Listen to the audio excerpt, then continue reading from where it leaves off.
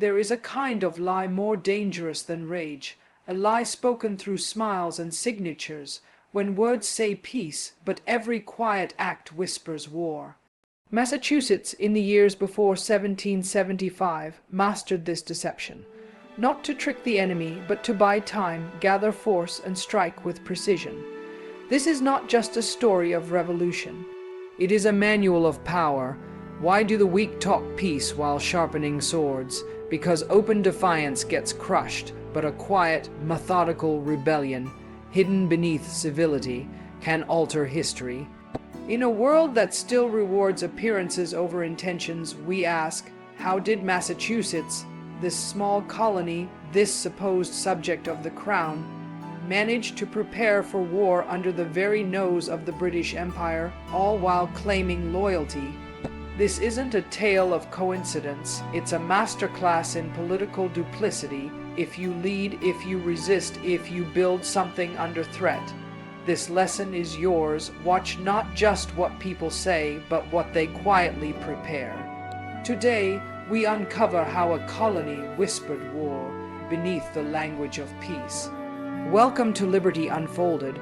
We don't just teach history, we reveal it. From the forgotten foot soldiers of 1775 to the women who shaped freedom with a quill.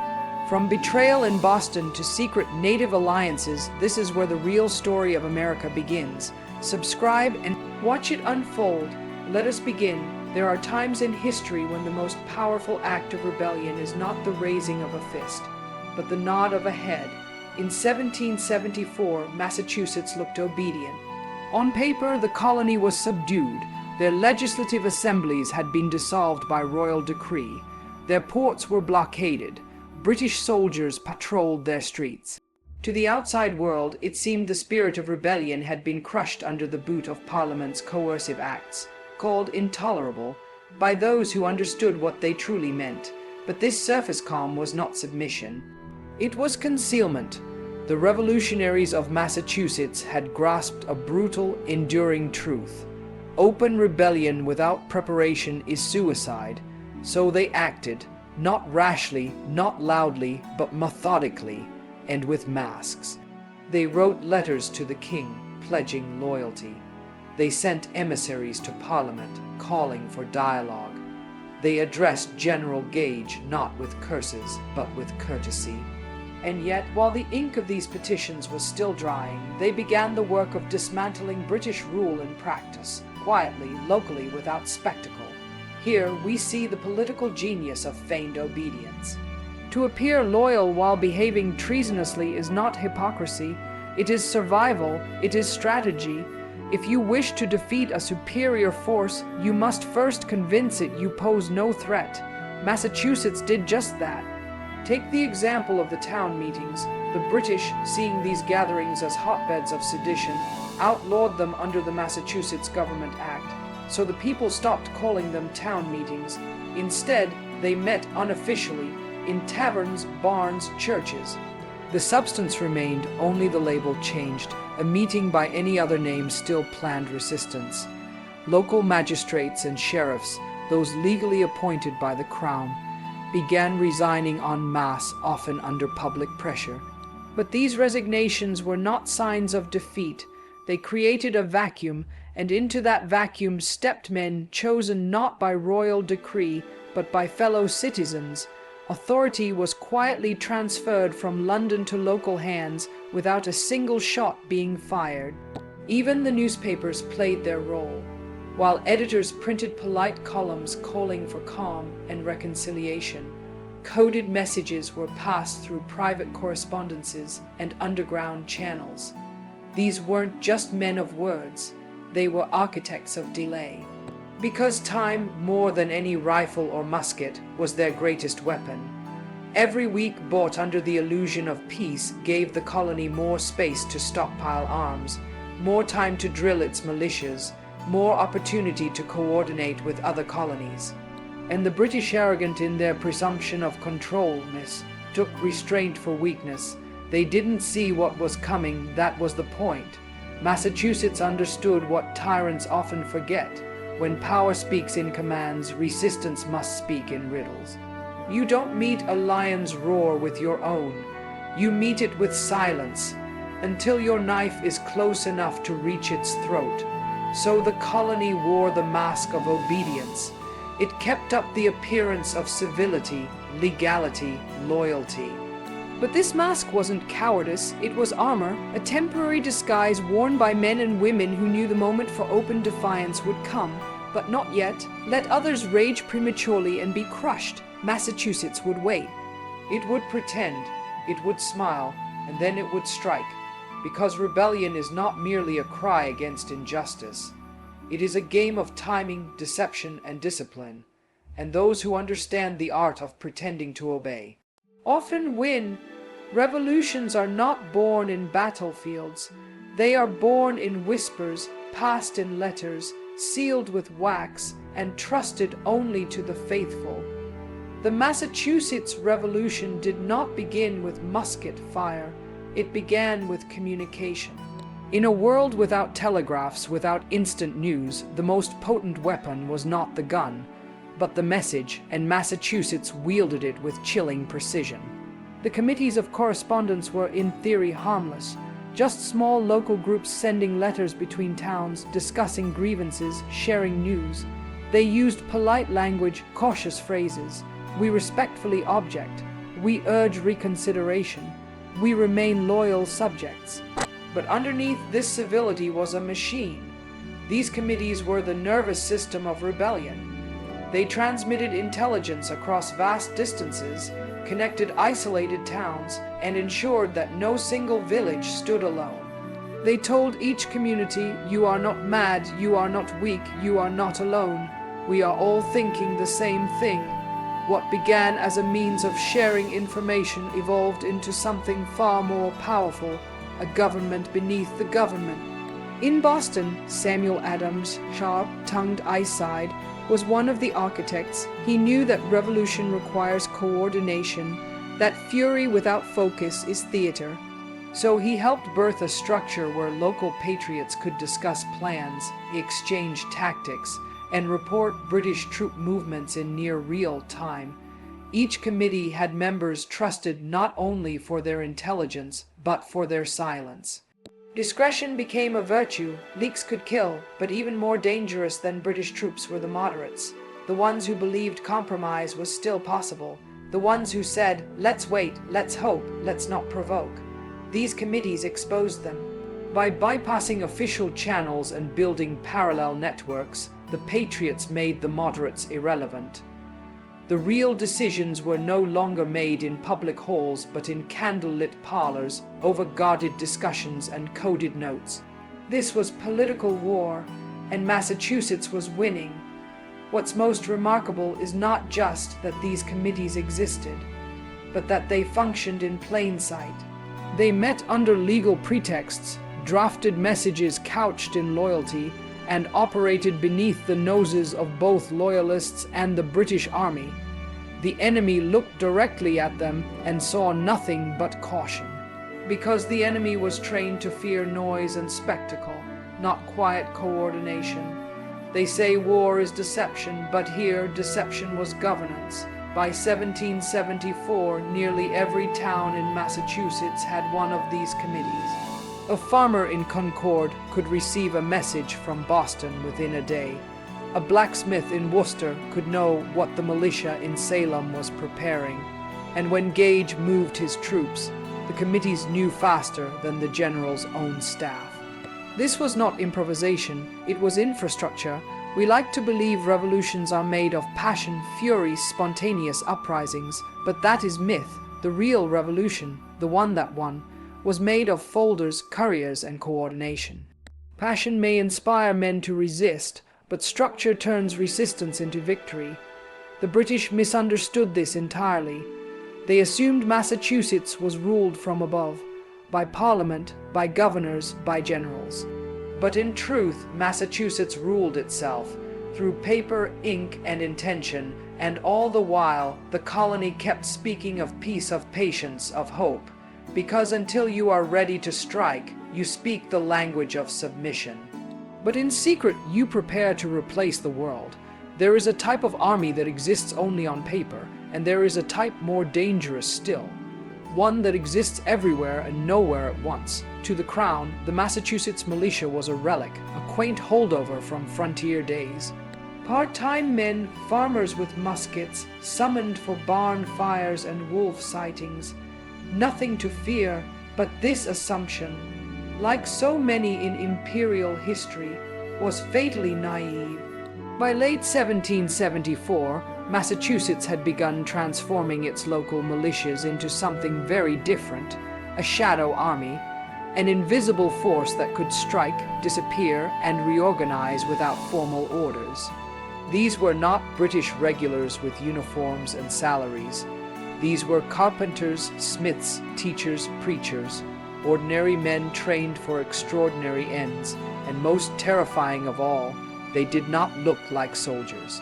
They trained at dawn in backwoods fields. They practiced on Sundays under the guise of recreation. Muskets were cleaned in barns.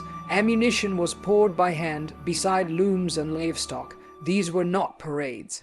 They were rehearsals, and the enemy didn't see them, because the enemy was looking for red coats, for drums, for marching lines.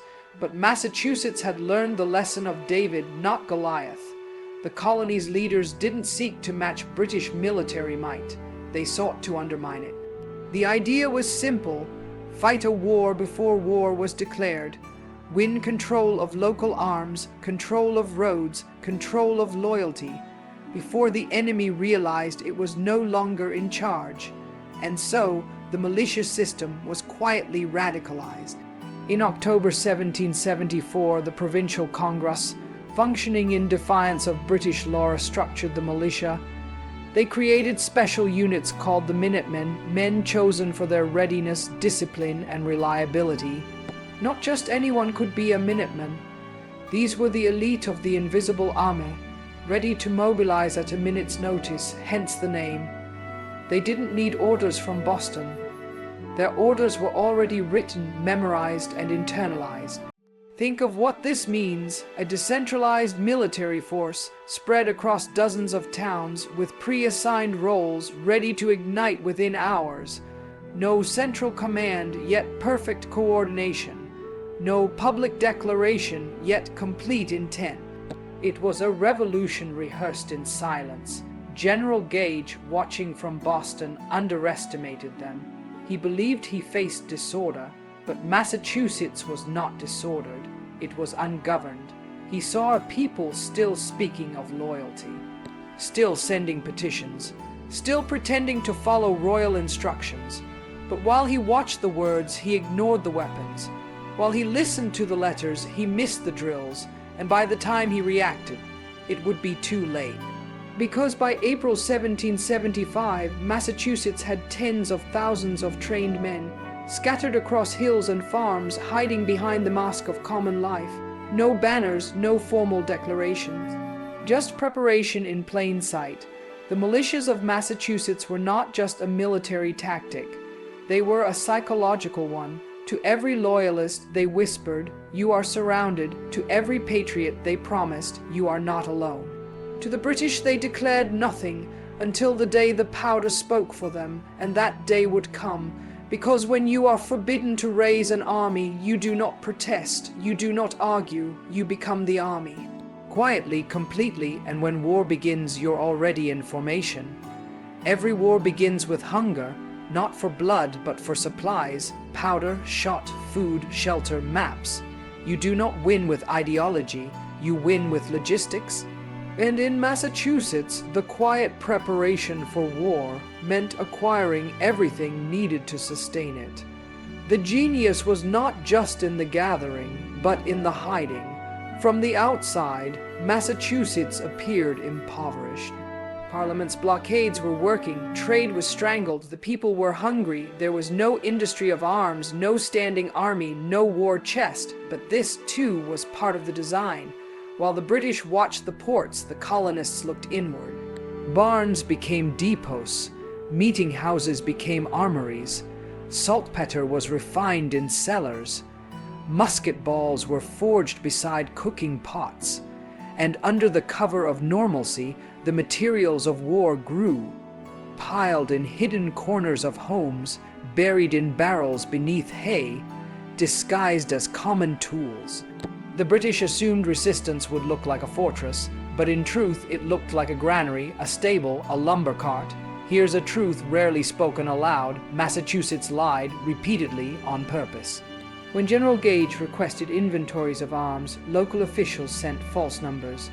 When royal officers came to inspect towns, they were shown only what was meant to be seen: muskets lost, powder spoiled, wagons missing. It was theater, performed with rural grace and just enough incompetence to avoid suspicion. But behind the performance, the truth was this: the colony was arming for war, and not just with weapons. They hoarded salt and dried meat, collected bandages and vinegar. They mapped the terrain, identified defensible positions, built hidden roads and supply routes. Every preacher and shopkeeper, every tavern keeper and farmer became a node in a vast, living organism, an underground state planning its own birth. When the British finally did react, marching toward Concord in April 1775, they thought they were seizing one or two caches, but they were chasing shadows. The real stockpiles had already been moved, distributed, hidden in 50 places. The countryside had swallowed the war effort. This is the art of smokescreen. When your enemy watches the front door, you exit through the cellar. When they come for your weapons, you hand them rusted ones and hide the rest beneath a floorboard. It is not honor that wins wars, it is deception in service of purpose. Some may call it dishonorable, but ask yourself, if you faced a force 5 times your size with seasoned officers and endless ships, would you walk into their jaws honestly? Massachusetts did not. It did what necessity demands. To rebel without being crushed, you must first make yourself invisible. You must turn homes into arsenals, farmers into scouts, blacksmiths into tacticians. And you must do it while smiling at your enemy, while shaking his hand, while saying, "We only seek peace." That is the real revolution. Not the gunfire, but the preparation. Not the declaration, but the concealment. By the time the British realized how deeply the colony had armed itself, they were already surrounded by the very people they thought they ruled. And when the powder spoke, it did not stutter. The most powerful rebellion is not the one that burns the palace. It's the one that replaces it quietly before the flames begin. The General Court of Massachusetts was technically dead, dissolved by royal decree in June 1774, buried under the weight of the Massachusetts Government Act. Parliament had stripped it of legitimacy, dismissed its members, and handed executive power directly to General Gage. From London's perspective, the colony was now to be ruled, not represented. But Massachusetts had no interest in mourning.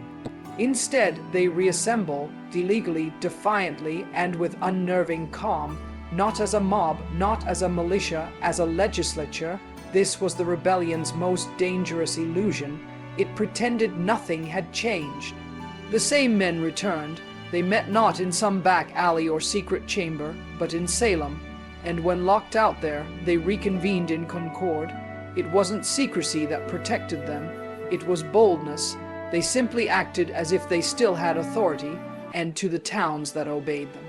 They did. No shot was fired, but sovereignty had been severed. They called themselves the Provincial Congress, but make no mistake, this was no protest committee. It passed resolutions, levied taxes, appointed officers, organized militias, administered law. They built a government within a government, fully functional and utterly illegal, and yet it worked. Why? Because people obeyed it, and in politics, obedience is legitimacy. General Gage ruled only where his soldiers stood. The Provincial Congress ruled everywhere else. It controlled the countryside, commanded the loyalty of town officials, and spoke with a single growing voice. In effect, the British Empire still ruled the port of Boston.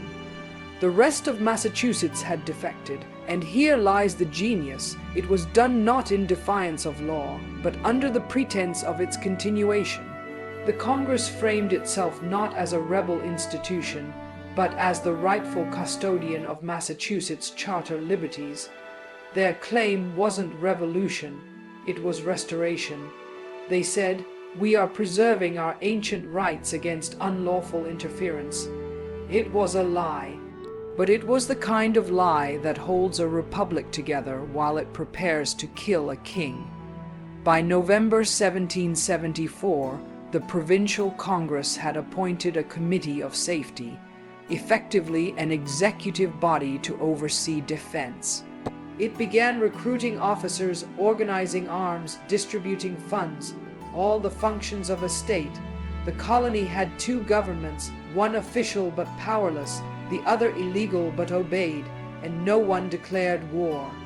Because when you declare war, you invite retaliation. When you build a shadow government under the guise of legality, you invite confusion, and confusion gives you time.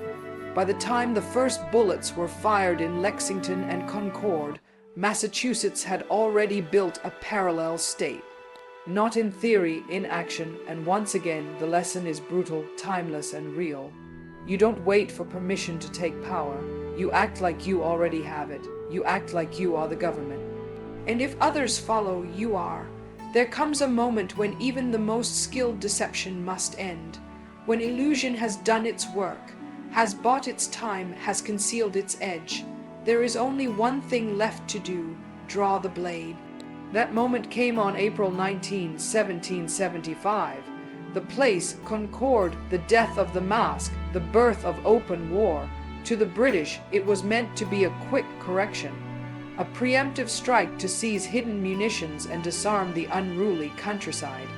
General Gage had received intelligence. Concord held arms, powder, and seditious materials. He dispatched 700 redcoats under cover of night. It was not called an invasion. It was law enforcement. But the law by then no longer belonged to the Crown. Because Massachusetts had been waiting, thanks to the committees of correspondence, word of the British march reached the countryside before dawn. Lanterns glowed in belfries, riders, Revere, Dawes, Prescotts spread like wildfire. Within hours, thousands of armed men were already on the move, not as rioters, not as rebels, but as defenders of a country that had quietly declared itself. When the British arrived in Lexington, they expected fear. What they found was a line of armed farmers. The standoff was brief. The first shot, still debated, still unnamed, was fired not by a general, not in a battlefield, but in a haze of confusion, panic, and purpose. The shot heard round the world, not because of its volume, but because of what it shattered. With that shot, the illusion ended. There would be no more letters to Parliament, no more polite petitions to the King. Massachusetts had passed the threshold. What had been secret was now manifest. At Concord, the British were stunned to find militia already in position. The stockpiles had been mostly moved, proof of forethought. The bridges were defended. The trees were filled with men who knew the roads better than any redcoat. They fired from stone walls, from barns, from behind fences. This was not disobedience. It was strategy unleashed. By the time the British began retreating, the countryside ignited. Militiamen poured in from every direction. By day's end, the once proud British column was shredded, nearly 300 casualties, cut down by a ghost army it never truly saw. This is what centuries of empire could not understand. When you silence a colony, you sharpen its hearing. When you try to disarm it, you teach it to hide knives in plain sight. Massachusetts had never submitted. It had only pretended, and now the mask had fallen. What followed was not spontaneous chaos. It was execution of a long, planned inevitability. The Provincial Congress immediately mobilized. Militias across New England answered the call. The siege of Boston began. In mere days, an informal colony had transformed into a unified force. No king, no parliament, no army could unmake what had begun, because what began at Concord was not rebellion. It was recognition that power no longer flowed from London, but from the farms, hills, and firesides of Massachusetts. The trap had been laid in silence, the teeth closed in thunder. You may ask, why tell this story today? Because history repeats, but in quieter ways. Empires still speak of order while denying justice. States still dissolve assemblies and expect silence, and the wise still prepare, quietly, relentlessly, beneath the mask of obedience. If you lead anything under pressure, if you live beneath power that misjudges you, remember Massachusetts. It teaches us you don't fight a giant head on. You feed it false signals, let it grow complacent, and then, when you are ready, you strike. Not in rage, not in noise, but with preparation so complete, the world realizes you have already won before your enemy understands he is at war. What do you think? Did I miss any major myths? Are there other aspects of this alternate history scenario you'd like me to explore? Let me know in the comments, and as always, don't forget to like and subscribe for more historical myth busting